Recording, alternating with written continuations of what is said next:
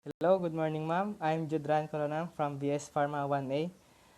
This is my presentation in Intercultural Communication, Philippines Cultural Style.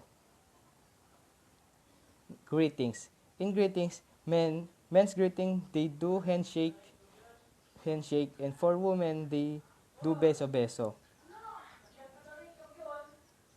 Gift giving. Presentation is important, so Filipino will take considerable efforts to make sure their gifts are well presented and wrapped. Filipinos will often put a lot of thought into their gift and will give sentimental, thoughtful, and or practical gift. Dining. Nearly all meals are served with rice. If a meal is not served with rice, it is normally not considered as a main meal but rather snacks. Visiting. It is common practice to remove one's shoes before entering someone's home. The host, the host may offer you slipper to wear inside the home. To display their hospitality, Filipinos will often use their finest crockery and cutlery. When they have a visitor, it will be polite to comment on it out of acknowledgement for their efforts. Communication in verbal. Communication style. Filipinos will try to express their opinions and ideas diplomatically and humility to avoid appearing arrogant. Indirect communication. Filipinos often communicate indirectly in order to prevent a loss of face and evoking hiya on either side of exchange. In indirect communication, they tend to avoid interrupting other and are more attentive to posture, expression, and tone of voice to draw meaning. Refusal. Since many Filipinos try to save and avoid hiya in their interaction, many will be overly polite and seldom give a flat no or negative response. Refusal.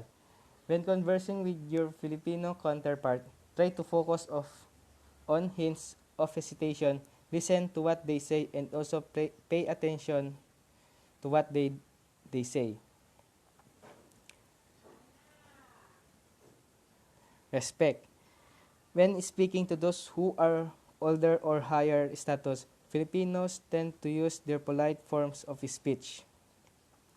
At In Filipino, they will say po to demonstrate disrespect for hierarchy. For example, when conversing with elder or someone higher status, one will say salamat or thank you po. Communication non-verbal. Physical contact. Among relatives or friends of the same gender, it is common for Filipinos to walk hand in hand or arm in arm.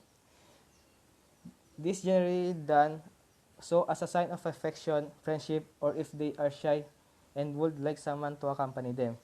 For example of physical contact, ma'am, is yung mag-girlfriend, boyfriend, ganun, ma'am. Yung lalakad pa sila sa daan na magkawak yung kamay, ganun, ma'am. Personal space.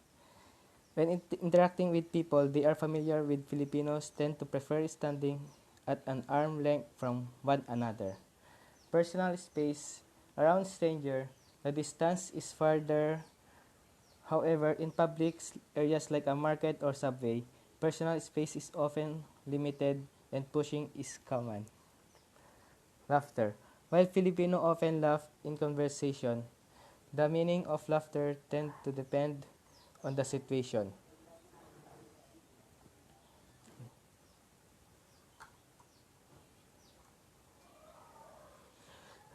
Laughter. Laughing may indicate happiness or pleasure, while other times it may be used to relieve tension. Example, chuckle. Laugh quietly because you are thinking about something funny. Beckoning.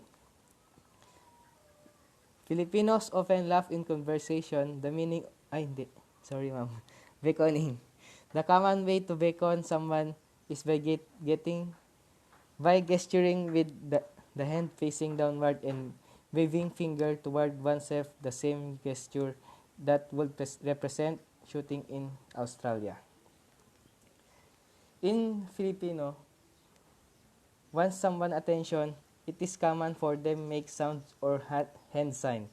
For example, like psst, And for the hand sign is like this, ma'am. Core concept.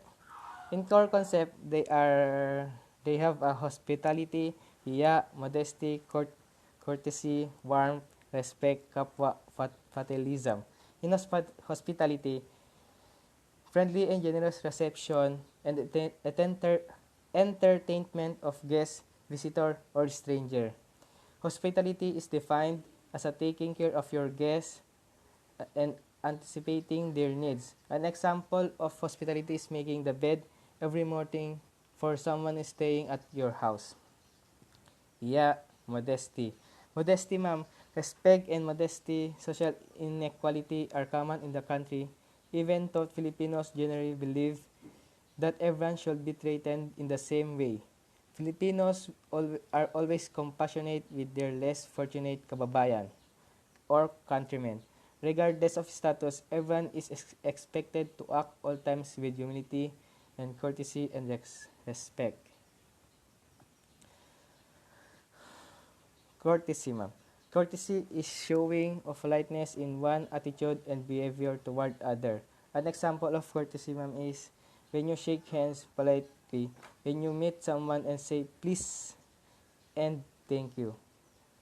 Warmth, respect, kapwa. In kapwa, ma'am, kapwa is word meant to bring Filipinos together, but it seems to have lost meaning in recent time. Kapwa, as defined by the father of modern Filipino physiology, Virgilio Enriquez, means shared identity, equality, and being with others, and and fatalism. Tipping.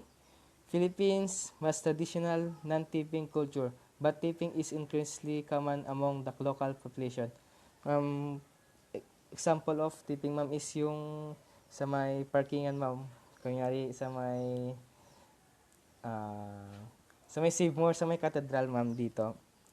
Yun sa may parkingan nila doon sa Save More, ma'am. Paglalabas ka na, may magsasign po sa'yo na papasok. Tapos, hingi po sila ng tip or minsan kayo na po bahala magbigay ng tip.